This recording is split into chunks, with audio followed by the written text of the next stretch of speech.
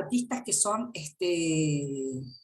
también del fines de siglo, que son muy exitosas, seguramente a una la pueden llegar a conocer, la otra no creo. Y vamos a arrancar con una musiquita, y le vamos a poner, ya que están emponchadas, les vamos a poner un poquito de movimiento a la música de hoy, que va a venir con una película,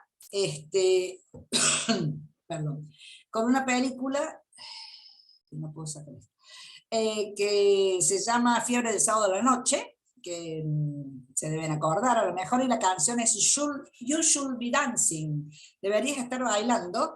Era de Bee Gees. La película Fiebre del Sábado de la Noche es un musical, por acá tengo un dato, de 1977, Saturday Night Fever, que la dirigió John Badham y la protagonizó John Travolta y Karen Lynn Gorney en los papeles principales. El argumento era de la pobre vida de un joven neoyorquino con las idas y venidas, pero lo importante de esta película fue, por un lado, bueno, fue candidato al Oscar, John Travolta, por esta película, fue su lanzamiento importante también. La banda sonora se llamó Saturday Night Fever. Ganó el Grammy al álbum del año, porque la banda sonora, los Bee Gees no pensaron que iban a hacer la banda sonora, eran canciones que tenían en un álbum que se llamaba de ese modo. Cuando los incorporaron a la película, finalmente se conformaron en la banda sonora, y lo que marcó esta película fue que tuvo mucho éxito comercial como película, pero además impulsó el movimiento disco en todo el mundo, y se convirtió en un fenómeno sociocultural, sobre todo en Estados Unidos, a raíz de la cultura disco. La forma de vestir, el tipo de ropa que usaban, las camisas, el formato de las camperas, el pantalón campana, y el tipo de baile, ¿no? Influenciando sobre todo a partir de allí toda una generación de la música disco. El uso de luces, de bolas de giratorias de luces y demás, de luces estroboscópicas, o sea, a partir de allí impuso un formato. Por lo cual, también esta banda sonora fue incorporada a la Biblioteca del Congreso como, o sea, para guardar el registro, ¿no? Para que se guarde el registro como una situación de ritos, ¿no? De los ritos de la noche y de la música. ¿Y qué más decimos? Bueno, aquí Barry Gibb hace, los hermanos Gibb son los que componen Bee Gees, Barry, Robin y Maurice Gibb. Y allí Barry Gibb hace gala de un falsete que tenía, que protagoniza, lo había hecho en otras dos películas, pero en esta sobre todo ya acentúa esa cualidad que tiene. Bueno, sin más, deberías estar bailando, deberíamos estar bailando, creo que no hay otra cosa para decir. Que fue la banda sonora más, vendió 45 millones de copias, el álbum, y con ese tenor fue la banda sonora más conocida de todos los tiempos, hasta que se estrenó la película El guardaespaldas en el año 92, donde le ganó de mano, se posicionó, digamos, de por encima de esta banda sonora. Durante 20 años fue la titular, digamos, la más famosa. Bueno, dicho esto, vamos a escuchar Deberías Estar Bailando. Estoy admitiendo, así que vamos a dejar que entre el nombre de las chicas. Ahí está Teli, ahí está Susana, ¿quién más está? Bueno, ahí estamos, ya entraron. Hola Teli, Hola, arrancamos. hola, Hola. buenas tardes, ¿cómo va? Vamos a arrancar con la música. Entonces, ya dicen, dicen algunos comentarios que cuando John Travolta baila, todos los demás quedamos en ridículo.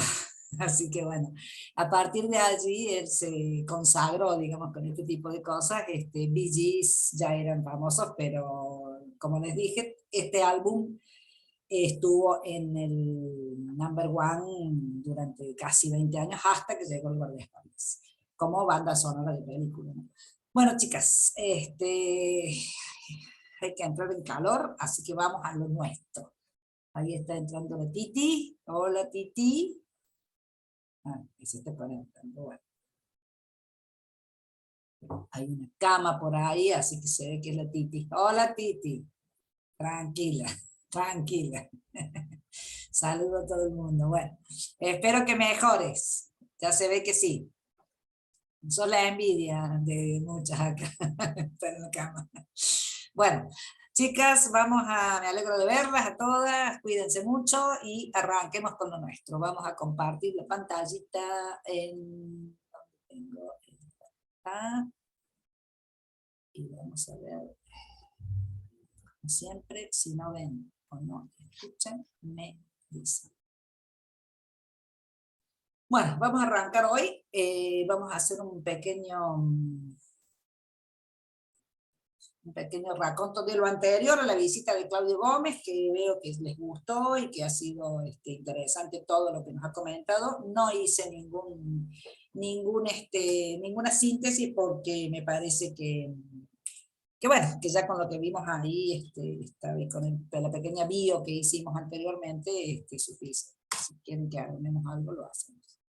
Estamos a fin de siglo XIX todavía, pero con artistas que van a trabajar en el XX. Lo anterior que vimos, así lo recordamos, es Margaret MacDonald, que después va a ser Margaret MacDonald Mackintosh, británica de la escuela de Glasgow. Este era su marido, Charles Rennie Mackintosh. Los dos fueron protagonistas de una etapa que tiene que ver con el modernismo, el auge del Art Nouveau, con la que llamamos la Escuela de Glasgow y con el grupo de los cuatro, que eran así llamados ellos. Margaret MacDonald estaba muy bien formada en artes visuales, en tratamiento de metales, de telas, y ella pudo producir mucha obra, de todo tipo, por ejemplo, pósters, por ejemplo, intervención en ambientes, interiorismos, en arquitectura, en decoración, en pintura, en este caso eran las salas de té que ellos proyectaron y construyeron y, digamos, marcaron los interiorismos, por ejemplo, con este tipo de obras de Margaret MacDonald. Esta obra, que también la trajimos a colación porque en el 2008 tuvo un precio importante para una artista que quedó de lado a raíz de que quedó a la sombra de su marido Rennie Mackintosh. En general todo el mobiliario que se conoce con el nombre de muebles Mackintosh y no con la participación de ella. Habíamos visto este tipo de obras donde ella trabaja con las incrustaciones, paneles donde incrusta hilos, telas, metales, distintos elementos, cuentas, elementos de distinto tipo, vidrios, ¿no? Vidrios colados y vidrios de color, donde hace obras realmente muy interesantes. Summer, de 1904, con la estética netamente del modernismo, ¿no? Del Art Nouveau. Esta simplificación de lo floral y de la vegetación y de la línea curva redondeada permanentemente. También hizo diseño textil, o sea, hizo el rango, el campo de trabajo de Margaret MacDonald fue amplísimo, ¿no? Hizo lindísimos diseños textiles también, y como dijimos, pósters. Habíamos visto un menú de restaurante que se lo hacía a la dueña de estas casas de té. La intervención, por ejemplo, pintaba el mobiliario, cuando en una etapa hicieron todos muebles blancos, ¿no? Estos diseños, este diseño de este espejo con el pie, el diseño de las tapas estas de trabajo en metal para completar el diseño de toda esta chimenea, ¿no? Es decir, realmente una artista sumamente completa en la cantidad de obras que hizo. Arriba de ello tenemos estos paneles que trabajaba en metal engarzando vidrios y con esta es una estilización de flores, pero realmente con una delicadeza extraordinaria. Y también lo habíamos visto a Beatrix Potter, a Ellen Beatrix Potter, que es también inglesa y que fue escritora, ilustradora, fabulista de literatura infantil. Ella, además de hacer sus investigaciones científicas de los temas que le gustaban, por ejemplo los hongos, el trabajo de los hongos, que tenía que ver con todos los lugares donde ella vivía, coleccionaba fósiles, hacía excavaciones arqueológicas y hacía las ilustraciones referentes. Pero su mayor éxito, su mayor conocimiento fue cuando desarrolló esta literatura infantil ilustrada con distintos personajes, como fundamentalmente el conejo, el conejito, en este caso es Benjamin Bunny, y desarrolló multitud de cuentos ilustrándolos, el sastre Gloucester, en este caso de 1902, estamos hablando ya del inicio del inicio del siglo XX, con un formato, una estética, un dibujo realmente darle vida a estos animales de campo que ella, con los que ella casi convivía.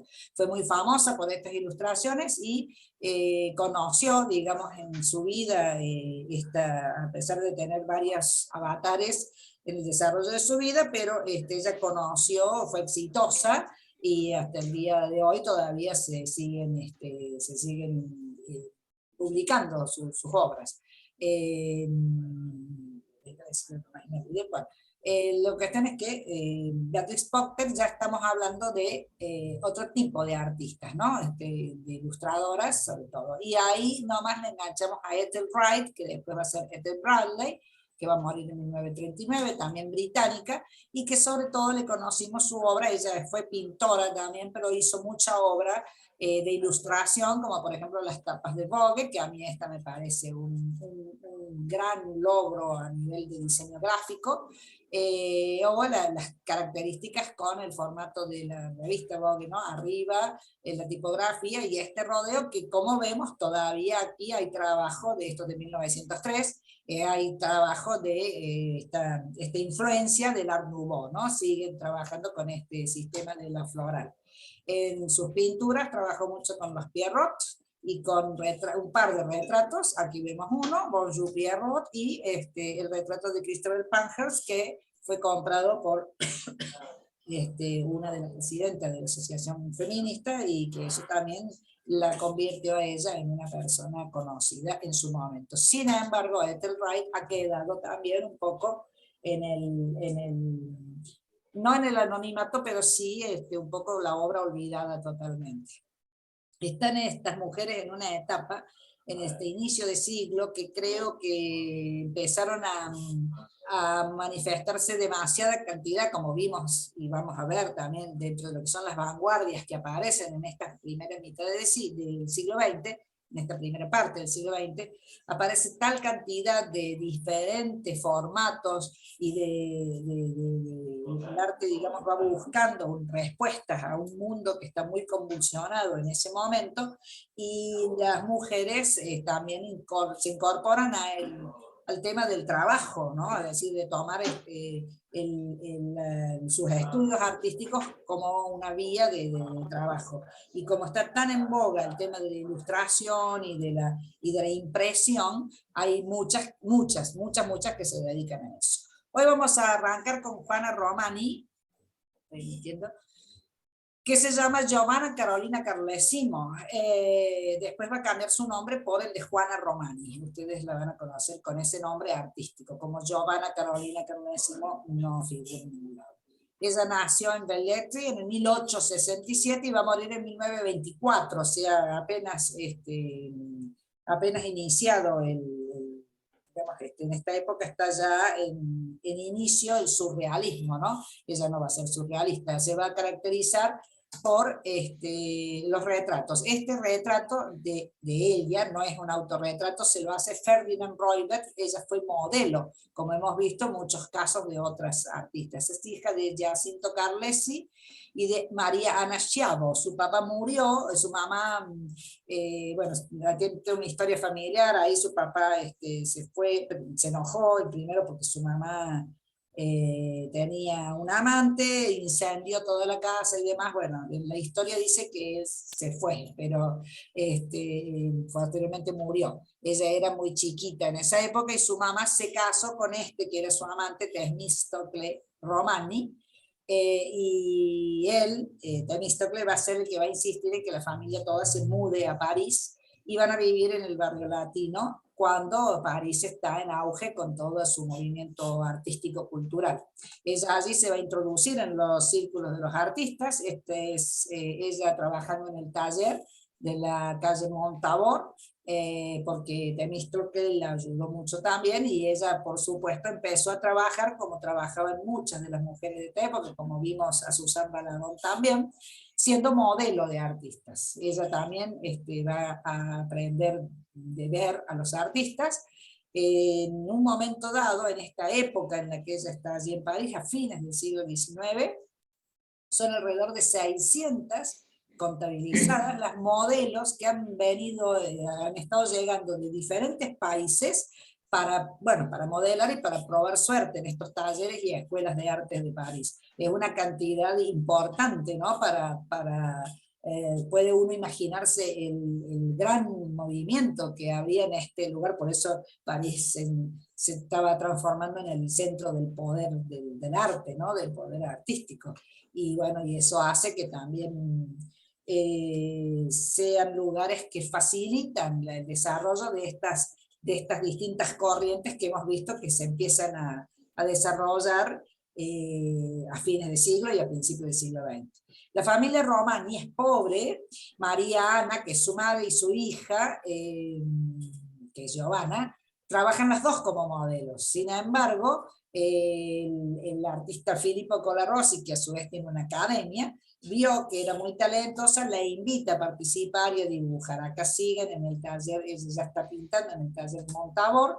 Era la modelo preferida de Alexandre Falguier, que era escultor, y que entre las esculturas que hizo una que se llama Diana, en 1882, y también fue modelo preferido de Jean-Jacques Henner, otro pintor, y fue su alumna. También modeló para otros pintores, Prouvé, Colin y Ferdinand Roybet, que hemos visto que le hizo varios retratos, fue amante de él. A los 19 años ella estaba en su mejor momento para modelar, y sin embargo decidió retirarse porque quería ser artista. Le muestro la escultura que hizo Falguier de ella como Diana. Es un bronce que está en Estados Unidos, y la obra que hizo Jean-Jacques Henner en 1880-90, que es un óleo que está en el Museo d'Orsay. La modelo es ella, y precisamente se llama La Lectura, la obra, porque Henner cuenta en un momento dado que ella era una devoradora de libros, decía él, vivía leyendo, vivía instruyéndose, y en un momento dado, en un descanso del modelaje que ella está haciendo para otra obra de Henner, se tumba, así como la vemos en esta obra, a leer. Mientras ella descansaba, leía. Entonces a Henner le produjo una impresión tan fuerte esta imagen, que decidió hacer este cuadro que finalmente está en el Museo de Orsay, ¿no? Y ella es la modelo de este cuadro, y donde ella se manifestaba como muy, muy amante de la lectura. Ella empieza a estudiar con Ferdinand Roybet, luego tuvo un intenso romance, fue muy, muy lleno de anécdotas, el romance muy, muy bravo. Y su pintura le dedica al costumbrismo histórico, con vestidos de esa época. Ella retrata mayoritariamente mujeres. Este es otro retrato de Roybet, de Juana Romani, y es un retrato que está en el Museo Nacional de Bellas Artes de Argentina. Hay dos en Argentina. En nuestro museo, este es de Roybet, y hay otro que es de Juana Romani. Ella se interesó, como dije, en las figuras femeninas, en las heroínas bíblicas, en la imaginería de las princesas, de las reinas, en mujeres exóticas. Acuérdense que estamos en una época de finales del siglo donde el orientalismo y el exotismo ya hemos visto que ha aparecido en muchos ámbitos, y que muchos artistas lo transmitían a través de sus obras. Utilizaba una sensualidad, dice el crítico, oscilante entre la malicia y el erotismo en sus obras. Vamos a ver directamente las obras que hay de ella, porque tiene un trabajo realmente, a mí me parece muy meritorio en cuanto al tratamiento, ¿no? En general, por eso, la temática es mayoritariamente mujeres, y mujeres intensas, con mirada, es eso que decimos, ¿no? Una sensualidad que oscila entre la malicia y el erotismo, y lo logra esta artista. A su vez, cada una de sus obras tiene nombres de mujeres directamente, o el nombre de alguna bíblica, además. Vamos a ver unos cuantos. Acá empieza trabajando sobre madera en este óleo, se llama Angélica, retrato de una joven, y como vemos, maneja muy bien el color y la dimensión de la composición. Por ejemplo, aquí genera este rombo en primer plano, lo apaga con este amarillo y en el centro aparece esta mirada tan fuerte de esta dama con esta oscuridad alrededor. Si pudiéramos verlo más de cerca, veríamos que esto no es, o sea, acá hay mucho color difundido. Lamentablemente, cuando yo hago zoom para poner una imagen, por ahí se pierde esto, ¿no? Pero acá hay una buena diferencia de tonos, ¿no? Entre los caoba, los marrones y los grisos que tiene aquí. Sin embargo, te lo pongo para poder determinar esto, este carácter que ella le daba a estos rostros, muy personales, cómo va cambiando. No escuchen. Está marcando mujeres de otra época ya, o sea, esto marca el cambio del siglo, ¿no? Fíjense el detalle de cómo trabaja ella estas telas, ¿no? Este brocato y el contraste de colores con un poco de dorados que realmente, para ser una persona que no recibió instrucción importante en ninguna escuela importante, es muy buena. Ella, bueno, justamente lo que estoy diciendo, la riqueza del tejido la marca en sus obras. Los nombres que generalmente utiliza tenemos una obra que se llama Salomé, una obra que se llama Judith. Esta es la otra obra que está en el Museo Nacional de Bellas Artes de Argentina, de Juana Romani, es un desnudo directo, muy pleno, siempre con estas caras tan fuertemente mirando al espectador, ¿no? Por eso son caras como con un cierto grado de misterio, ¿no? Y por eso, compositivamente ella trabaja con la figura y punto, ¿no? Pero donde logra el interesante es en las miradas, en la expresión de esas mujeres y en el manejo del color y de la textura de los tejidos, ¿no? Que presenta. Este es uno de los primeros, menos desarrollados, un óleo sobre tabla también, tiene su dimensión, 81 por 53, no es un óleo pequeño, y se llama Joven Oriental. Cuando vayamos al Museo Nacional podemos ir ya sumando de ir específicamente a ver lo que hemos visto que están estas mujeres del mundo, ¿no? El retrato fue lo que ella desarrolló, decimos su puerta de entrada, que la consideren como artista. Retrató a la princesa de Joaquín Murat, que era descendiente, ¿no es cierto?, de la familia de Murat, de Napoleón. Tenía la particularidad de dibujar antes de pintar sobre el lienzo, no usaba bocetos, sino que ponía directamente los colores, iba armando así. Vendió muchas obras antes de estar terminada porque ella ha producido bastante obra.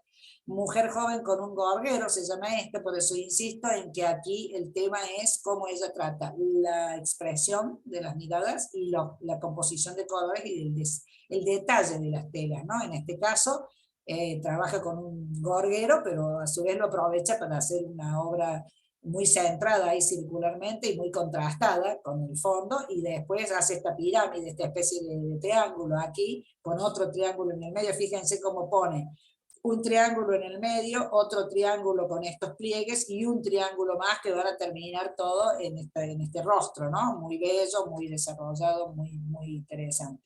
Un detalle de cómo manejaba, fíjense la filigrana acá que hace con este pincelito, pero de todos modos tiene una pincelada rápida, es decir, no es una pincelada que la veamos como muy quieta, sino que es una pincelada, fíjense acá, ¿no es cierto?, una pincelada que va a la rápida. El detalle del rostro, muy bonita, pero a su vez siempre con eso que les digo, esa mirada intensa. La modella, así es el título de la obra, evidentemente es un trabajo de estudio, de 1892. En 1886 ya renuncia a su nombre, y se convierte en Giovanna, y de Giovanna se la empieza a conocer como Juana. Adopta el apellido del padrastro Romani y tiene ese seudónimo para entrar en este mundo artístico, ¿no? En este mundo de que ella ya se lanzó a ser pintora. Y en el 88 empieza a exhibir, a exponer en la Sociedad de Artistas Franceses, el Salón de París, y como retratista fue bastante considerada. Esta se llama Piense Rosa, es 1893, y esto en esa época se usaba también publicar las obras. Hemos visto, por ejemplo, las obras de Van Gogh que se utilizaron para salir publicadas en algunas revistas. Bueno, las revistas habían empezado a hacer un material de consumo y se publicaban las obras, se ponían los cuadros, ¿no? Y se explicaban los cuadros porque era la forma de poder verlos. En este caso, ella publicó mucho en esta revista Paris Noël. En este caso publica esta obra, que es La Piense Rosa, que me parece también, me parece una artista, para no haber tenido formación de una sutileza y de una gran valía su obra, ¿no? Por esto de uso del color. Fíjense cómo ella utiliza el rojo complementario del verde aquí atrás, hace todo el detalle de las telas aquí, el fondo neutro y la vestimenta de esta mujer, que además nos está pautando toda una época, un cambio de época. Ya no hay esos frunces llenos de puntillas y vestuario muy cerrado, sino que hay un uso aquí del estampado y del color realmente notable. Aquí volvemos a ver un acercamiento. Filmaba siempre su obra, a veces a la izquierda, a veces a la derecha, de distintos lugares, pero con mucha manía, ¿no? Acá el detallismo que trabaja es de pincelada rápida, pero que trabaja el detalle muy, muy logrado. Aquí vemos otra parte de estos flecos y de esta tela. Esta se llama Primavera, está en el Museo de Bellas Artes de Orleans. Es una mujer donde cambia un poquito el formato. Esta mujer está sonriendo, también porque es primavera, pero utiliza mucho esta cuestión del triángulo abajo, asienta la figura y centra en el rostro, ¿no? Aparece con el marco. Esta primavera, esta obra, apareció en la revista Paris Noël, como decimos, de 1892, ella la hace en el 93. Armand Silvestre, que es un poeta, le dedicó a ella, Juana Romani, un poema, ilustrado por el cuadro de ella, Mujer de la Rosa, que ya lo vamos a ver, y a su vez, entonces, Juana Romani le dedica su pintura Giovanella o Primavera, que había estado expuesta en el Salón de los Artistas en París. En 1893 es cuando la otra revista, L'Œuvre d'Art, la obra de arte, publica la reproducción, que es la que estamos viendo aquí. O sea que ella era parte de un círculo artístico que era importante, y además todas estas cuestiones se publicaban. Esta es la página de la revista de Paris Noël, donde aparece su cuadro, la joven con una rosa, no es de la rosa, sino con una rosa. Este es un cuadro de Juana Romani, y al costado Armand Silvestre le ha publicado el poema. Esto está en la biblioteca de Bordeaux, y a raíz de este cuadro, de este poema que él le dedica a Juana, ella le ofrenda después la obra Primavera, que a su vez también la revista, otra revista, la obra de arte, la publica. Este es el cuadro Mujer con una rosa, o Retrato de Dama en Azul. Fíjense cómo acá cambia un poquito el formato, es un retrato, no nos está mirando la protagonista, y está de nuevo, vuelve a hacer gala de cómo maneja las telas, pero acá no hay tantos contrastes, es una obra un poco más tranquila. En la revista Cocorico publica un grabado de un cuadro de ella y un texto, porque ella empezó a poner textos también, y ella escribe lo siguiente: Señor, dice, me pregunta mi opinión sobre la pintura. Me gusta pintar en todas sus formas, cuando algo emerge de ella. Ese je ne sais quoi, que es el alma del artista. Cuando el artista se dobla como un verdadero pintor, entonces es la obra maestra. Rembrandt y Velázquez, esos son mis dioses. Era una mujer, como dijimos, que era conocida por devorar libros, y que evidentemente conocía, ¿no?, de historia del arte, conocía de artistas y demás, le interesaba, estaba comprometida con lo que hacía de gran forma. Esta es la tapa que publica Paris Noël en 1897, con un retrato también no de ella, sino que ella había ejecutado, fíjense el fondo de la tapa, ¿no? O sea, cómo en esta época aparecen la cantidad de gente que ha trabajado en ilustración y en todo este tipo de cosas, cómo se desarrolló, hasta que después de la Segunda Guerra Mundial todo ese tema se acabó, ¿no? Se cambió de formato, ¿no? Es como si hoy dijéramos cuando escuchar, como todas las cosas, o sea, en algún momento la música la escuchábamos en un cassette, y un día se acabaron los cassettes y cambió el formato, y así fuimos avanzando hasta que hoy tenemos la música que queremos de cualquier tipo en un teléfono, por ejemplo, cosa impensable a lo mejor hace solamente 15 años atrás, ¿no? Bueno, al margen de eso, entonces, en esta época era muy característico esto de publicar las obras. Retrato de una joven, bueno, lo mismo, ¿no? Este detallismo que hace de estos rostros con este tocado, con esta tela tan elaborada, tan linda, y este cuadro que a mí me encanta, se llama Coqueta. También fue publicado en una revista, pero este es el cuadro. Realmente esto me parece una gran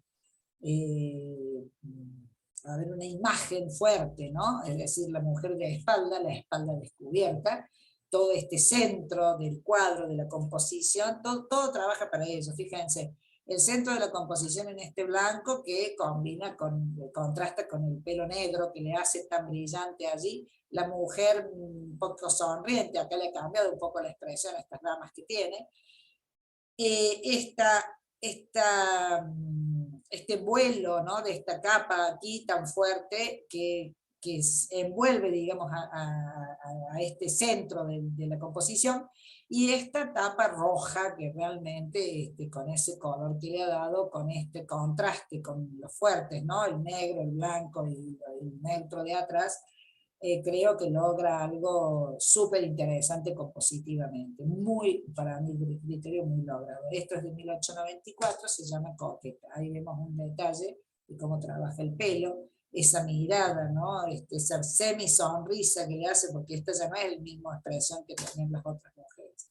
Adela, otro retrato más, muy a la rápida. Estos son de los retratos que ella, acá está el film abajo, que ella era muy requerida y por lo tanto trabajaba a la prima y los mandaba. También muy bien manejado el color. La pincelada se dice que es blanda, es vibrante, no hace descripción minuciosa, pero eso es lo que es admirable de su obra. En la Exposición Universal de París de 1889, que fue la que se hace a raíz de los 100 años de la Revolución Francesa, ella va a recibir una medalla de plata. O sea que estamos hablando de una persona que fue considerada y fue buscada, digamos, en su momento. Ella en muchos casos tiene modelos anónimas, trata de retratar la belleza de las mujeres con la mirada, ¿no? Esta de un mundo que ella está dispuesta a compartir. Aquí vemos una tapa, ella tiene fama ya, y vemos una tapa del L'Art Français, publicada con un retrato de ella. Y también se publicaban en esa época los álbumes, en este caso el álbum de Mariani. Esto es un poco anecdotario nada más. Por ejemplo, los distintos fabricantes encargaban a los artistas a veces, o a veces lo hacían ellos como publicidad, y armaban estos álbumes que a veces tenían muchas hojas, eran como tarjetas, iban haciendo tarjetas y las iban encuadernando. Eran tarjetas de distintos, independientes entre sí, pero después las iban encuadernando y generaban estos álbumes, que después eran una especie de campaña publicitaria. En este caso, los álbumes de Mariani, hay 14 volúmenes de estos álbumes, se imprimieron muchas copias, 800.000 se supone, por el tarjeterío que tenía adentro. Juan Romani aparece en 2 de esos álbumes. Angelo Mariani era un industrial de bebidas, fabricaba los vinos Mariani o Benz Mariani, que era una mezcla de vino, extracto de hojas de coca. Se supone que ella era un precursor de la Coca-Cola y productos derivados de ello, era muy conocido. Esta es una de las tarjetas de la publicidad de Mariani, o sea que ella hasta, no sé cómo vamos incorporándonos a otro mundo aquí, ¿no? De las posibilidades que tenían.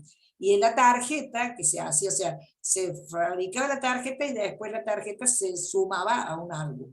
ella le pone aquí a Angelo Mariano, se la dedica, la firma, y está la figura de ella, y en esta parte de abajo, en este detalle, está ella con unas ramas de coca. Y aquí está con las botellas en el piso y las botellas en la mano. Se ve que era una bebida bastante espirituosa, y en la tarjeta ella le agrega: este es el sueño, a Angelo Mariani, el mejor de los amigos, Juana Romani. Y está como sacudiendo la rama, ¿no? La rama de la coca. Y después en las mismas tarjetas, que no se la ve muy bien aquí, ella hace un dibujo y le agrega un verso y le pone: a Angelo Mariani, después de un buen macarrón, el que apaga su sed con coca, conoce la felicidad en la tierra. Este es mi caso, Juana Romani. O sea, además de la publicidad, le hacía hincapié sobre los efectos, ¿no? Y también había otro álbum, el de Félix Potin, que a ella, en las tarjetas de su álbum, la presenta en la segunda colección. Esta es una fotografía ya de ella, y la presenta como Juana Romani, pintora, painter, ahí abajo, ¿no? Lo cual, fíjense, el porte, ¿no? La manera de pararse, la figura, la ropa, ¿no? Tenía fama y era exitosa. También hizo en el álbum de la colección Lenteric, que era perfumes, publicitan las pintoras, ¿sí? La reputación sobre las mujeres pintoras, las pintoras. Aquí hay, esta no me acuerdo, lo puse, lo había puesto, pero no me acuerdo, que se llama Sarel, y esta es ella, Juana Romani, que van dedicadas las tarjetas, y bueno, es el sistema de la publicidad. O sea, es un poquito como para ver cómo ella tenía todo un espectro donde era conocida. Los pintores y el color es otra de los álbumes que se publicitaban, donde figura ella, muy extrañamente vestida, con una ropa muy de época. Le Franc era la compañía, Le Franc y compañía. Y bueno, es parte de las tarjetas que circulan. Seguimos con un poquito de su obra, Flores en su pelo, es este retrato que hace ya un poquito más diferenciado de lo que habíamos estado viendo de los anteriores, ¿no es cierto? Más elaborado, más trabajado, es un desnudo, es un semidesnudo, donde insiste en el trabajo de la tela, ¿no? Pero la pose, la postura de la dama, el desnudo en sí, ¿no? Este retrato es bastante provocativo. Ahí vemos un detalle de esa pincelada que decimos tan suelta, muy bastante cargada de material, pero en este caso trabaja con unos colores más atenuados, pero muy armónicos. La hija de Teodora, se llama esta obra. Me encanta esta obra porque tiene este corte, ¿no? Este corte de pensar los colores, pero al mismo tiempo de pensar mezclar, ¿no? Este corte tan fuerte de una linealidad, ¿no? Aquí, aquí y aquí, y después esta línea tan marcada, fíjense con este blanco, cómo marca ella un reborde, y con las hojas también, la cara o sea, en este fondo neutro, pero con este claro oscuro, el detalle de cómo trabaja la ropa. Fíjense aquí cómo va la pincelada, ¿no? Con 3 pinceladas ella como arma esta lectura de la hoja dorada, ¿no? Es decir, la pone además a la figura con este brazo extendido para poder mostrar eso, ¿no? Pero como composición está muy interesante. Esta es la parte donde hace este quiebre tan fuerte, sin embargo pone un pecho ahí bien redondeado, o sea que va sabiendo lo que hace. La Rosa es esta otra obra, no es buena la foto, así que mujer con cabello oscuro mejor me paso. Salomé, dentro de la línea de mujeres históricas o bíblicas o religiosas o importantes o mitológicas, está Salomé, donde trabajamos lo mismo, ¿no? Es decir, acá le incorpora otro elemento, ¿no?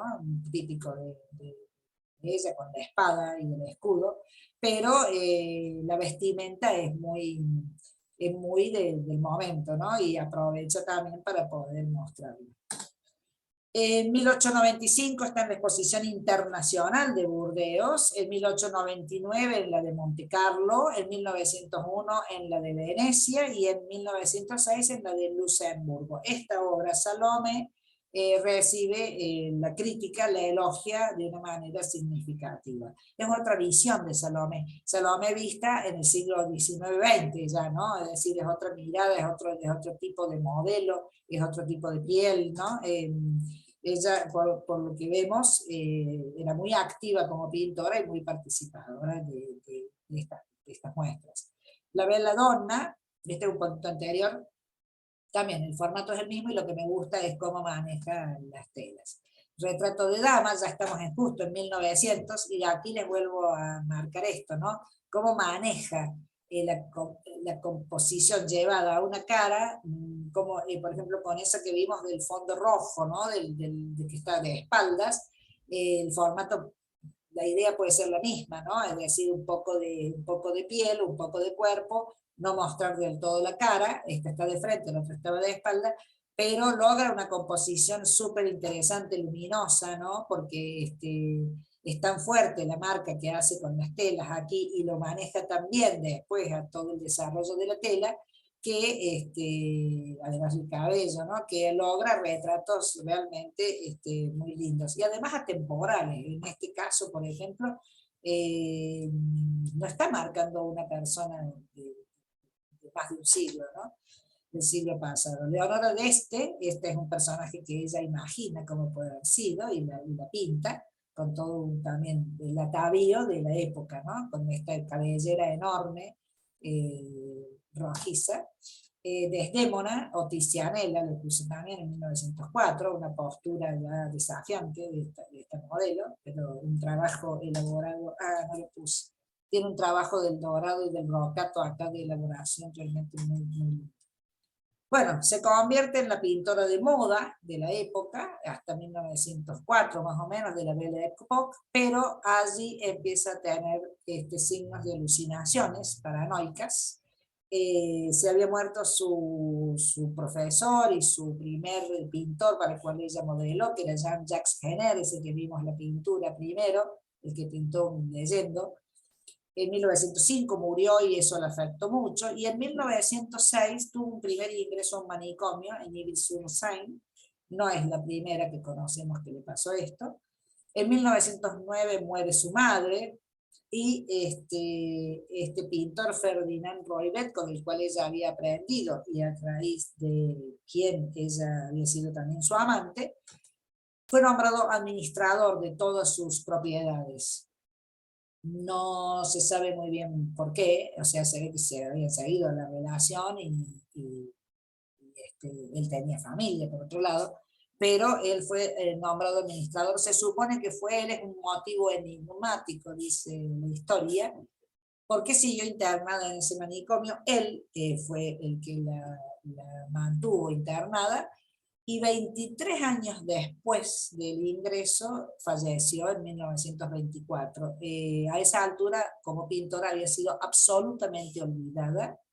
Fíjense lo que estuvimos viendo, por eso es hincapié en que hacía publicidades, en que figuraba, en que había tenido la medalla de plata en la exposición universal, había sido partícipe de exposiciones internacionales importantes. Sin embargo, bueno, estar más de 20 años enterrada en un manicomio la llevó al olvido total. Está enterrada, bueno, enterrada quise decir manicomio, o sea, encerrada. Está enterrada en el cementerio Voltaire-sur-Ernest, y en su lápida está escrita la fecha de nacimiento y muerte y este medallón, que no se sabe bien quién lo hizo, que es un retrato con su nombre, ¿no? Esto es parte de la lápida, que no se sabe de dónde aparece. Y este es un retrato más del cual no obtuve ningún otro de los datos, pero bueno, es una obra muy personal la que ella hizo. Ya hemos visto que ha habido muchas mujeres pintoras que se dedicaron a pintar mujeres, pero en este caso esta mujer desarrolló una obra siendo muy conocida y famosa, y sin embargo terminó absolutamente olvidada. Juana Romani. Juana Romani ha sido nuestra primera invitada y ahora seguimos con Rose Cecil O'Neill. Aquí encontramos de nuevo otra ilustradora, ¿no? Otra ilustradora muy interesante, Rose Cecil O'Neill, que es esta. Nació en 1874, va a morir en 1944, ella es estadounidense, nació en Pensilvania. Es ilustradora, artista, escritora y creadora de un personaje que fue muy popular, que se llamó los Kewpie. Kewpie, vamos a decirle así para que se parezca al nombre inicial. Aquí está posando ella para un estudio. Fue una gran pintora, ilustradora, comprometida, sufragista también, muy comprometida, como vamos a ver ahora, y muy poco convencional, vivió como se le dio la gana, y bueno, y fue muy famosa. Ahora vamos a desarrollar un poquito su vida. Lo que ella desarrolló fueron los cómics, que eran los Kewpie, que la hicieron famosa y rica y los transformó en muñecos. Fueron los personajes infantiles más famosos hasta la llegada de Mickey Mouse, que la destronó, ¿no? Pero hasta ese momento el Kewpie fue su personaje famoso. Escribió libros infantiles, escribió poemas, bocetos, cuadros muy dramáticos, y finalmente perdió toda la fortuna que había logrado. Las historietas empezaron a ser muy populares. En 1909 sus personajes fueron convertidos en muñecos de porcelana por una compañía de juguetes alemana. Después inclusive pasaron a otro formato, fueron también filmados y se incluyeron en la cápsula del tiempo de la Feria Mundial de Nueva York de 1939. En un momento dado, en el apogeo de su carrera, fue la ilustradora femenina mejor pagada en el mundo, gracias al éxito de sus personajes Kewpie. Ella era la segunda de 7 hijos, de William Patrick y de Alice Nats Smith O'Neill. El padre de Rose, William, era de origen irlandés, era un librero, tenía muchos libros donde ella los estudiaba, los leía, le encantaba estar allí.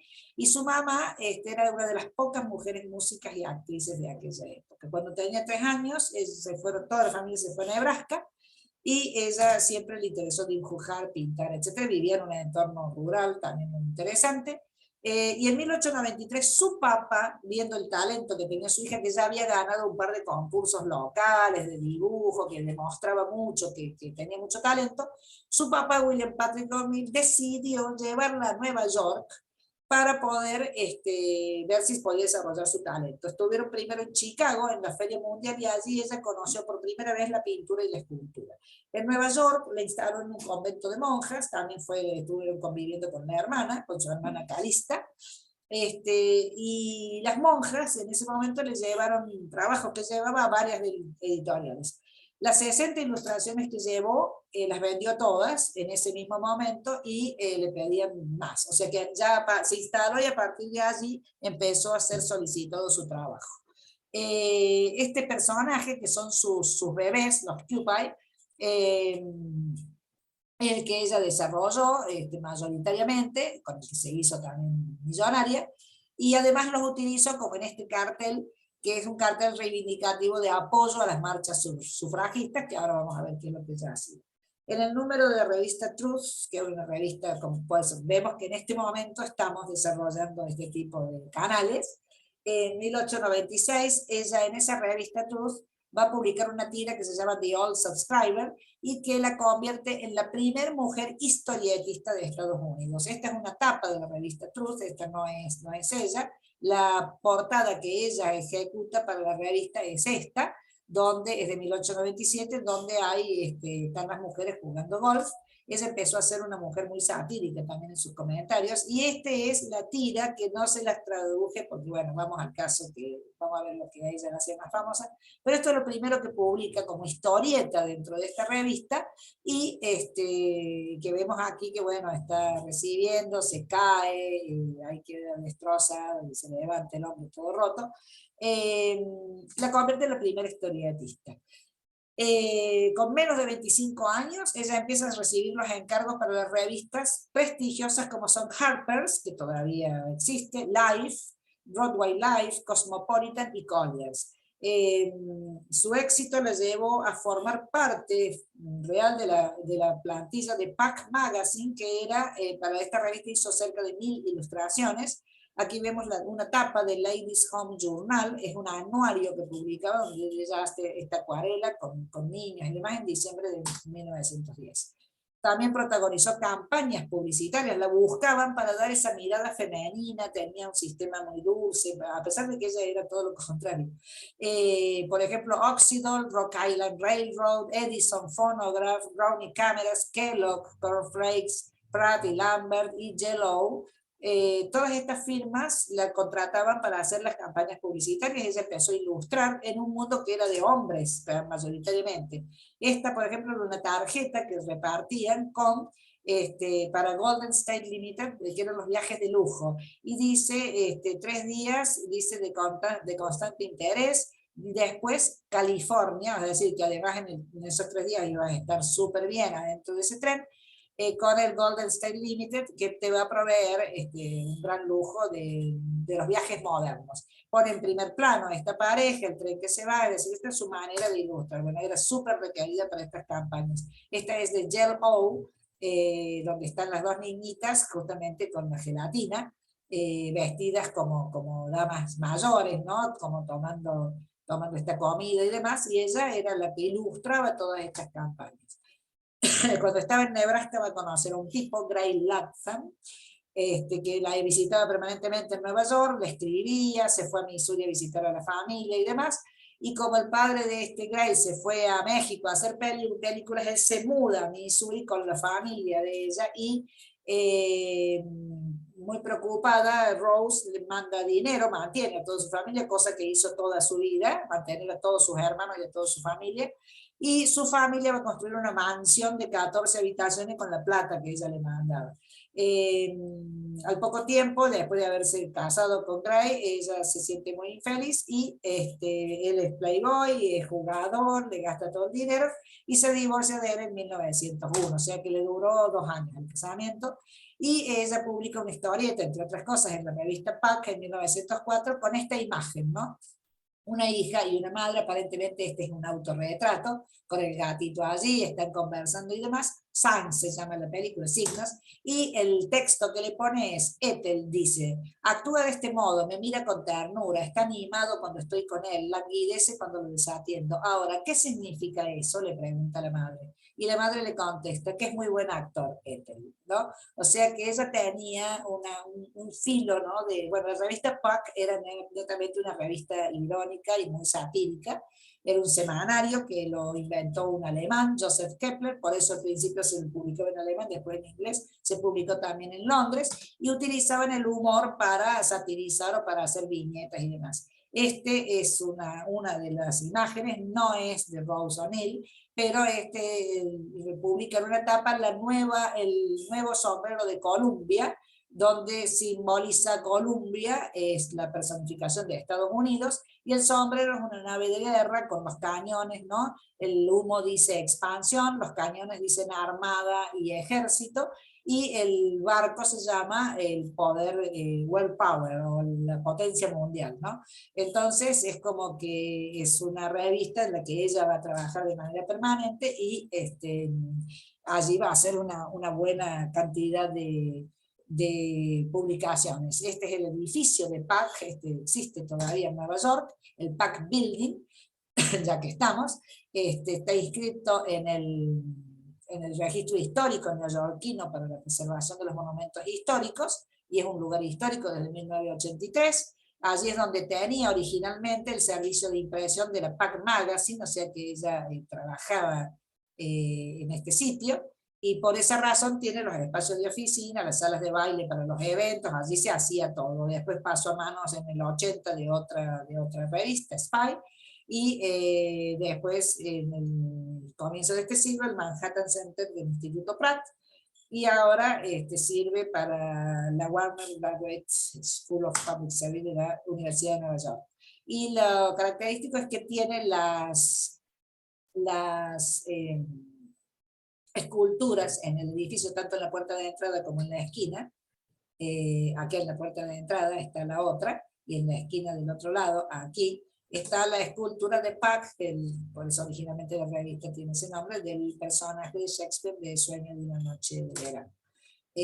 Allí fue ella, o sea, una mujer que ya se instaló en Nueva York, viniendo del campo prácticamente, y fue exitosa.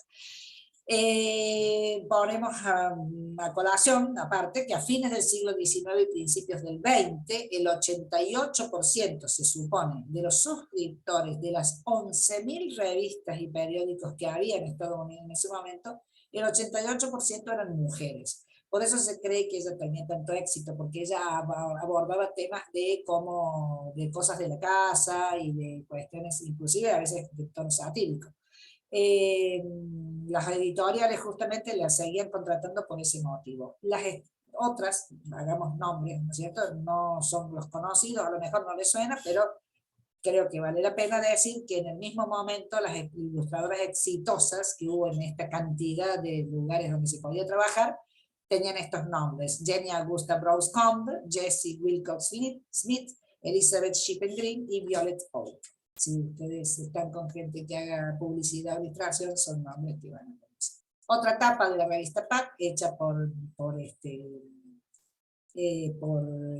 Rose, y esta otra donde ella dice, la tapa era las flores de las novias, donde ilustra, digamos, las flores que van llevando en esos tocados y demás, cosas que a ella tampoco le parece. Una ilustración para Santa Claus en 1903, cuando todos creemos, donde ya está manejando, fíjense cómo pone el primer plano estos muchachitos, y lo mismo había hecho en la tarjeta de los trenes, ¿no? Es decir, pone un primer plano que miran al espectador como mostrando la escena, ¿no? Con esta escena de Santa Claus rodeado de niños, y que si la podemos investigar vamos a poder ver en la mano de ella cómo trabaja así. Después que se deja con Grantham, ella recibe cartas anónimas por correo. Finalmente era Harry Long Wilson, que era el ayudante del editor de la revista. Se casa con él en 1902, se van de luna de miel, se van a vivir a esta mansión que había hecho su familia, que se llamaba Bonnybrook, y allí este hombre va a escribir varias novelas, va a escribir el guión de una película que primero, una película muda, y después otra película que va a protagonizar Lucille Ball y Bob Hope. O sea que ellos trabajaban juntos, ella seguía escribiendo e ilustrando, pero en 1907 se divorcian y ella va a empezar a trabajar con, esto también es de la revista Truth, la buena ama de casa, ¿no? Es decir, cómo ella empieza a trabajar con este muñequito, el Cupid, incorporándolo a toda una tira de consejos y de cuestiones muy graciosas, ¿no? que empieza a dar y que le da la popularidad a todo su trabajo. Esta es otra de las imágenes. Ella se va a vivir a Bonnybrook después que se divorcia, y todo ese, inclusive las personajes de su familia los va a utilizar y todo el entorno para sus novelas y sus historietas.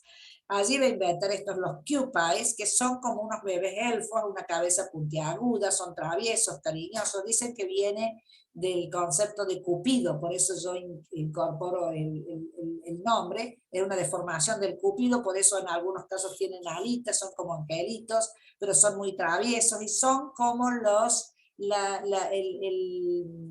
el elemento, aquel como una especie te da consejos o te ayuda si te sentís mal, se te aparece y te hace reír y demás. Y ella va desarrollando estas historietas que tienen a este personaje principal, los Cupid, porque son de distinto tipo, los va incorporando distintas historias, los va trabajando con distintos elementos y va escribiendo las historias. No vamos a ir uno por uno, pero vemos cómo es su trabajo de ilustración. Ella se centra después en ese personaje donde encontró que le redituaba. Dicho por ella, dice que son pequeñas hadas redondas cuya única idea es enseñar a la gente a ser alegre y amable al mismo tiempo. Aparecieron en todo tipo de ilustraciones, en tarjetas de felicitación, sobre todo a fin de año, a San Valentín. Ella iba, además le empezó a agregar versos o cancioncitas, y después lo utilizaba para ilustrar historias. En 1912, una empresa alemana le pide los derechos para hacerle porcelana, ella patenta los dibujos y se vuelve millonaria. Creó un Kewpie para Ladies Home Journal, y bueno, lo siguió utilizando como para poder trabajar, digamos, con eso en distintas historias. Con esta patente alemana se convirtió en muñeca, su Kewpie, y se vendió por todas partes. El primer juguete distribuido por todo el mundo, y todo este éxito le desapareció cuando llegó la Segunda Guerra Mundial. Allí los gustos del consumidor cambiaron, ella no siguió adelante o sea, ella mantuvo el mismo formato y ya el público no lo quería más, pero fueron 40 años. Aquí hay otra ilustración donde la muestra la Estatua de la Libertad sentada, en vez de estar parada, entronada, está sentada y rodeada y ayudada por está comiendo y ayudada por todos los Kewpie. La están limpiando, tiene ahí un plumero que la limpia, el otro con la escoba le barre, le está sacando la tierra. Bueno, es primariamente el personaje que ella genera, este personaje extraño, ¿no? Con esta cosa rara así en la punta, acá tiene las alitas, como si fuera un pequeño cupido, y siempre los incorpora a distintos tipos de historietas.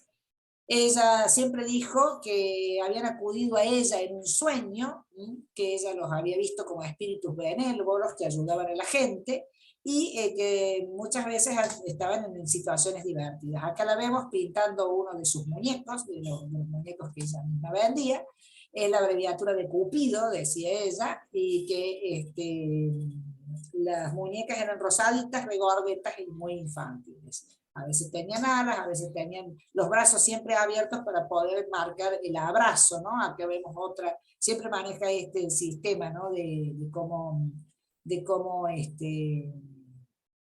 venir como en una diagonal y con todos los personajes volando. En este caso van llevando al bebé para que se bañe, ¿no? Entonces en la tina de agua hay un pescado, o sea, siempre con esa situación de un poquito divertida, ¿no? Es decir, ella manejaba esto, todavía el buen cuidado de la casa se llamaba y a ver, era para un público que en ese momento consumía este tipo de cosas. A lo mejor hoy nos parecería muy ingenuo, pero cada uno de los dibujitos, por ejemplo, que va aquí persiguiendo, tiene un formato como de chanchito, al bebé que están trayendo para poder bañarlo, aquí aparece el pescado, el formato de pescado que tienen estos, ¿no? Como sirenitas, que tiene el delantalito y va corriendo adelante, es decir, todos con esta cara alegre, divertida, que este es el bebé que van a querer, que están tratando de llevar para que se bañe, ¿no? Aquí le vemos a ella en su mansión de allí de Nebraska. Fue activista social, ella muy intensa, decidió que no iba a tener hijos también, luchó por los derechos de las mujeres y la discriminación racial, y usó el éxito de sus Kewpie para estas campañas. Dibujaba pósters o tarjetas y siempre insistía en esto, votar el voto para las mujeres, ¿no? Es decir, que si necesitaban el derecho a sufragar, tú tienes tu voto, o sea, estás peleando por tu voto. Acá volvemos a ver que han hecho otro póster, que lo ponían cuando había alguna marcha, ella iba a todas las marchas, el voto para las mujeres, se insistía. Y por ejemplo después hizo una campaña con dale a tu madre el voto, o dale a la madre el voto. Nuestra comida, nuestra salud, nuestros juegos, nuestras casas, nuestras escuelas, nuestro trabajo, todo está regulado por el voto de los hombres. Piénsalo, dice, y dale a la mujer el voto, dale a la madre el voto. O sea, la campaña era interesante, digamos, en el sentido de que decía por qué razón los hombres regulan todo aquello que también tenía que ver con los bebés y con los hombres, y con las mujeres. Necesitamos que le deje el voto a la mujer, vota por nuestras madres, porque van los bebés allí con la bandera, vuelve a repetir lo mismo, nuestra salud, nuestra comida, nuestras escuelas están regulados por los votos de los hombres. No es una cuestión graciosa, el padre no puede verlo, ¿por qué la madre tiene que dejar de tener el voto si son las cosas que ella también trabaja, regula y define? Y dice, piénsalo. Aquí tiene otro póster donde ella ya plantea una especie de postulado, y acá le pone esta madre con ese hijo, dice, ella prepara a su hijo para el mundo, ayudémosla a ayudar a preparar el mundo para su hijo. Esto es de 1915. O sea, fue una intensa trabajadora para eso. Dijo en un momento dado, otras mujeres de la época usaban corsé en los que apenas podían respirar, y mucho menos crear arte. Al New York Press le dijo, el primer paso es liberar a las mujeres del yugo de la moda moderna y de la vestimenta moderna. ¿Cómo pueden esperar competir con los hombres cuando están encajonadas con la ropa que se usa hoy en día? Por eso ella empezó a vestirse con estas batas largas y sueltas, siempre se la veía con esto, porque fue una mujer que además protagonizó muchos encuentros culturales. Aquí vemos otro autorretrato con los Cupid, es ella misma rodeada de todas sus creaciones, aquí que le parecen por detrás, con el sombrero cazador, ella está con su tablero dibujando. Esta es otra ilustración para para la defensa de la discriminación racial, que en esa época ella ya estaba también trabajando para ello.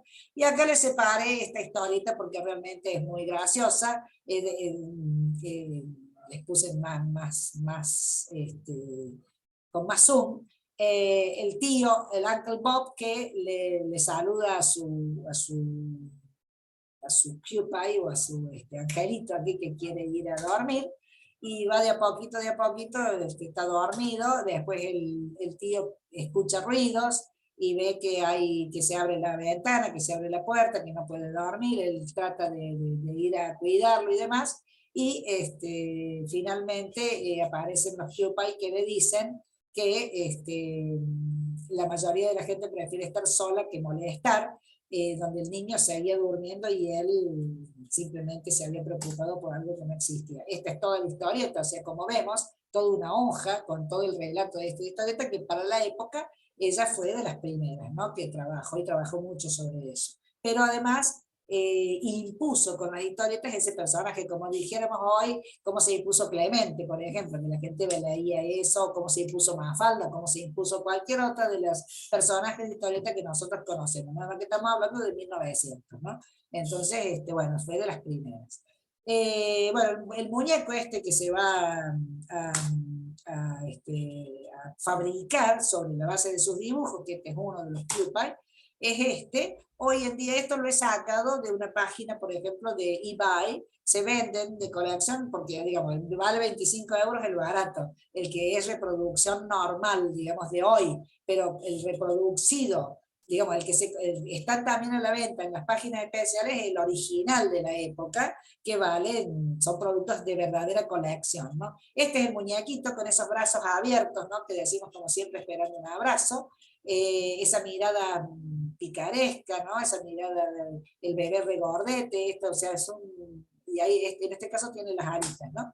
Este es otro que en eBay se vende, muñecas y muñecos de atrás y de frente, o sea, de otro formato diferente a un poquito más alargado, no, porque son las fabricaciones que han ido quedando, son fabricaciones de hoy, y la fabricación de colección, sí, es cuestión de coleccionistas, justamente, ¿no? Seguramente hemos tenido alguna vez, yo por lo menos cuando era chica tenía un muñequito que ahora me doy cuenta que era bastante parecido a esto, y tal vez haya sido alguna copia o haya sido algún original, vaya a saber, no sé. Fueron tan populares que se vendían en todo el mundo. Este alemán, que fue el que empezó a fabricarlos y que ella astutamente patentó su origen, bueno, la hizo millonaria. Ella se compra un piso en Washington Square Park, en Greenwich Village, neoyorquino, que no es poco, y allí generó ese centro de la vida social de la ciudad de los años 20. Ella era el centro de todo eso, ella pasaba en todo tipo de personajes por allí, y además aprovechaba para hacer esta campaña de las sufragistas que alentó de manera continua. Aquí la vemos con sus famosas batas, sueltas y liberadas, con sus muñequitos controlando la producción de los muñecos. Ahí vemos otra foto de Rose, y esta que era una que está figurando ella fue nombrada por la Sociedad Histórica de Missouri, personaje histórico, ¿no? Entonces está su cuadro, su retrato allí. Además de ese departamento, de ese piso en Washington Square, ella se compró una mansión en Connecticut y la Villa Narciso en la isla de Capri, en Italia. Ahí está la Mayólica. Esta es la villa que ella se compra. Se la compra al pintor Coleman, que fue un pintor norteamericano muy famoso, muy conocido, y que la restauró esta villa, se instaló allí y demás, y ella se la compra eh, para, para vacacionar y demás. Ahí vemos varias fotos del lugar, que es fantástico. Y este es un cuadro de Coleman, cuando vivía allí, que se llama La ventana del estudio, donde hace esta imagen, ¿no?, de cómo era su estudio de pintor en aquel momento. Después se lo deja a ella. Ya tuvo poco tiempo. Ella fue autodidacta, lo aprendió copiando cuadros, mirando los libros, como dijimos que tenía su padre, y usaba a su familia para ello. Ya vamos terminando. Fue una adelantada a la época como pintora, como escultora, porque ella iba mostrando, ella hacía a veces estas historietas con un sentido muy irónico, y iba demostrando el carácter psicológico de los personajes. Como tema de pintura tomó la mitología, el folclore irlandés, también el griego, y en algún momento dado se fue a vivir a París. Desde 1921 a 1926, en el apogeo de su vida, en esta vida tan bien, económicamente bien puesta que tenía, se fue a vivir a París. Allí creó, además estudió con Rodin, hizo escultura, hizo pintura, hizo estudios de arte allí, y creó lo que se llamaban los Sweet Monsters, le decía ella. Aquí lo vemos en una reunión en su departamento de París, con conocidos, donde ella empieza a pintar, y le decía Sweet Monster porque eran óleos oscuros, retorcidos, casi lo opuesto de los muñequitos estos sonrosados que tenía, ¿no? Ella hizo una exposición en la Galería de Mambé en París en 1921, fue un éxito, y aquí les puse algo. Fue muy difícil encontrar la obra pictórica de ella, algo de las obras que ella hizo. Ella siempre contaba que le encantaba estar de tertulia con todas las amistades, y cuando toda la gente se iba, era el momento en el que ella se ponía a pintar tranquila, toda la noche, se dejaba llevar. Ella va contando que deja que le aparezcan las imágenes, entonces empieza a sentir cosas, a sentir sonidos, a sentir imágenes, o lee algún libro o alguna mitología, toma y deja, es como que se entra en trance, y deja que los temas le lleguen, y plasman lo que ella ve, digamos, en estas ilusiones, ¿no?, en estas situaciones. Por eso es como que es muy extraña la pintura en relación a esto que vemos de su historietismo y sus muñequitos tan regordetes, simpaticones. Esta es una de las obras que tiene, un hombre muy retorcido aquí con el cuerpo de una mujer. Son bastante difíciles a veces de entender, porque son obras, son personajes como que se suman partes entre otras, ¿no? Da un gran dominio de la técnica, ¿no?, porque no es fácil hacer esto. Esto se llama inconsciencia. Aquí es donde ella va contando que esta es una pintura que sale de lo que ella va dejando que le surja, cierra los ojos, empieza a ver, a sentir, siente cosas, y empieza a dibujar y a pintar lo que siente. Se llama inconsciencia. Eran experimentales, influenciadas por los sueños, por la mitología. Estuvo esos 5 años casi viviendo en París. Fue elegida miembro de la Sociedad Colonial de Artistas Franceses, exhibió las esculturas, como dijimos, además de las de Barbé, en la Wilson Gallery en Nueva York. Aquí vemos otra obra que se llama El fauno llora, este fauno que le está dando aquí, alimentando, ¿no? Y fíjense la forma, el formato que le ha dado el fauno, ¿no?, con todos los cuernos caídos, una pintura extraña. Esta pareja, que se llama pareja, no tienen fecha, pero están hechos en esa época, donde ella se dedica un poco más a la pintura, y si bien es una pareja que se está besando, tiene una especie de torsión, ¿no? Todos los cuerpos, ella trabaja siempre así. Aquí, la volví a repetir. Esta la vimos también en una de las ilustraciones que ella hace con los Cupid. Utiliza esta figura, pero aquí ya le da un formato salido de lo que es la historieta, con este doble cuerpo, ¿no?, este hombre con esta mujer, que hay que detenerse un buen rato para poder fijarse los pies como garras, estos pies, ¿no?, las manos también. Es decir, son todas productos de la noche y y de la, como ella dijo, de dejarse llevar. El beso se llama esta, es anterior, pero ya muestra, ¿no?, su forma. Acá está un poco más claro y más definida la imagen más figurativa, pero siempre trabajándolo así. La Mother Little Mountain se llama aquí, es parte también como si fuera una historia, un relato. Y esta imagen de mujer, toda su obra es como extraño ver lo que ella hubiera podido hacer con los Cupid, ¿no? Esta es una escultura que hizo, se llama Sátiro, es la única que encontré para ver cómo trabajaba, y volvemos a lo mismo, el mismo formato que tiene en estas figuras todas compendiadas, ella sigue haciendo lo mismo en esto, ¿no?, que es muy particular de parte de ella. Aquí vemos de nuevo. Esta escultura es un tronco donde ella enhebra, digamos, toda una serie. Este es un hombre, es la figura de un hombre con otras figuras monstruosas que están alrededor. Es una de las últimas que hace, esto lo hace allá en su mansión, y bueno, toda su obra es así como mezclada, como entretejida, ¿no?, todos estos formatos. En 1927 se vuelve a Estados Unidos y se va a vivir a su mansión allá en Bolingbrook de manera permanente. En la década del 40 ya no le quedaba nada, había perdido el dinero, las propiedades, mantenía a toda su familia, más un montón de gente, más además la Gran Depresión del 29 también la afectó comercialmente, a pesar de que sus productos se seguían vendiendo y ella seguía trabajando y haciendo ilustraciones.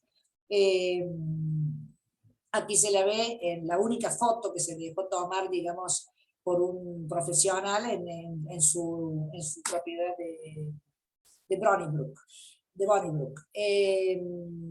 Bueno, ya no tenía demanda su trabajo, ya habían cambiado los gustos de la gente, entonces ella elabora un nuevo muñeco que se llama Little Ho-Ho, que es un bebé Buda risueño. Aquí lo vemos, este es el dibujo primero que ella hace, que digamos, podemos ver la similitud con lo anterior, con el Cupid, pero lo transforma también en muñeco, pero es un Buda, es un netamente Buda. Ahora estos están en exhibición en la casa, que finalmente se hizo museo, y como vemos es netamente la imagen de un Buda, pero sonriente, tanto negro como blanco, ¿no?, o sea, como oriental, si se quiere. Aquí está la propaganda que ella misma generó. Rose O'Neill, la madre de los Cupid, lanza el Little Ho-Ho, que es el Buda sonriente. Esta es la parte de atrás donde está certificado, y esta es la firma de su hermana, porque fue la que después lo va a comercializar, Calista. Está Rose firmando y Calista también, y ella con todos sus Budas directos para la venta. No tuvo éxito con el Little Ho-Ho, y siguió trabajando siempre, no pudo remontar la parte económica, pero con lo que iba teniendo hizo mucho trabajo de donación, de mantenimiento, por ejemplo, en este caso de los talleres de mujeres para una escuela, y murió a los 69 años en su casa, que es museo actualmente y que se puede visitar. El 6 de abril de 1944, en plena guerra, como dijimos, o sea, la Segunda Guerra Mundial marcó un antes y un después en muchas cosas, por ejemplo en la publicidad. Ya la publicidad no se hacía como se hacía cuando ella empezó, ya los juguetes tampoco, o sea, es como que su producto empezó a perder vigencia. Tuvo una insuficiencia cardíaca, había tenido una parálisis y se murió ahí en Missouri.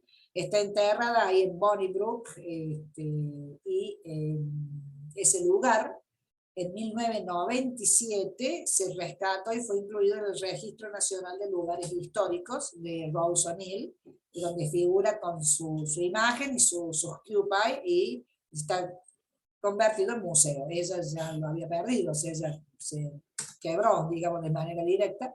Publicó todas estas obras, ya sea como autora e ilustradora o como ilustradora solamente, un montón de libros y de cuentos, y su imagen ha tenido en los últimos años cantidad de gente que se puso a investigar. En este caso son las tapas de libros. La niña que amaba dibujar, es una biografía de Linda Brewster del 2009, Esta otra que es del 2022, una autobiografía llevada a cabo por esta escritora, Miriam Formanek.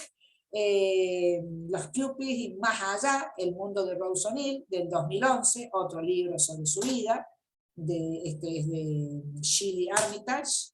Y los libros de los Cupid, que hay un montón, y que en el 2022 y en el 2016 se han ido reilustrando, reponiendo. Aquí vemos este que habíamos visto de la primera historieta que ella hizo, y que se han ido reponiendo. Y este es un libro ya digamos, de mejor calidad, con más ilustraciones, del 2016. O sea que tenemos una mujer que tuvo gran éxito, lo perdió todo, pero disfrutó de la vida, vivió a su manera y pudo vivir plenamente de su arte y produjo cambios y situaciones muy específicas en toda una, no digo una, digo como en 5 generaciones de su propio país, ¿no? Y a lo mejor de otros lados del mundo. Estamos terminando con esta señora, entonces vamos a dejarnos aquí. Dejamos de compartir la pantalla, chicas. Espero que les haya gustado. Es Rose O'Neill, esta grande del comercio, si se quiere, de la historieta, de la publicidad, de la ilustración, y la Juana Romani, que también vamos viendo cómo también ella, sin ser protagonista como Rose O'Neill, que no era ni historietista ni ilustradora, ella se dedicó a la pintura, pero a su vez también hizo publicidad, ¿no? O sea, hacía esas tarjetas que servían para las publicidades de productos. O sea que ya estaba incorporada